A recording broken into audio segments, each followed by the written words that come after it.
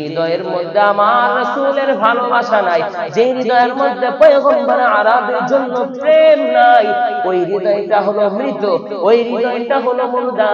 আর যে হৃদয়ের মধ্যে রাসূলুল্লাহ সাল্লাল্লাহু আলাইহি ওয়াসাল্লামের ভালোবাসায় ভরপুর, যে হৃদয়ের মধ্যে পয়গম্বর আরবের প্রেম ভরপুর, ওই হৃদয়ের মতো আল্লাহ তাআলার কাছে এত মূল্যবান হৃদয় আর হতেই পারে না।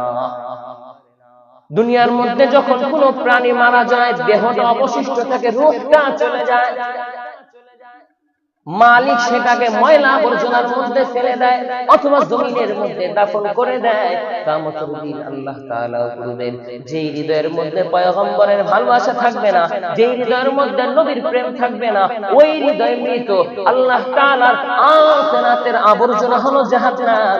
আল্লাহ তাআলা বলবে, ও বান্দা, পয়গম্বর আরবী তোমাদের জন্য উহুদের ময়দানে দান্দান মুবারক শহীদ করলেন, উহুদের ময়দানে তোমাদের জন্য সমস্ত শরীর দিয়ে রক্ত ঝরাইলেন, তায়েফের ময়দানে পাথরের আঘাতে নবীর পা মুবারকের সাথে জুতা মুবারক লেগে গেল, তোমাদের জন্য কাজ করছে, কিন্তু তোমরা মূল্যায়ন করো নাই, নবীর প্রেম নিয়ে চলো নাই, নবীর ভালোবাসা নিয়ে চলো নাই।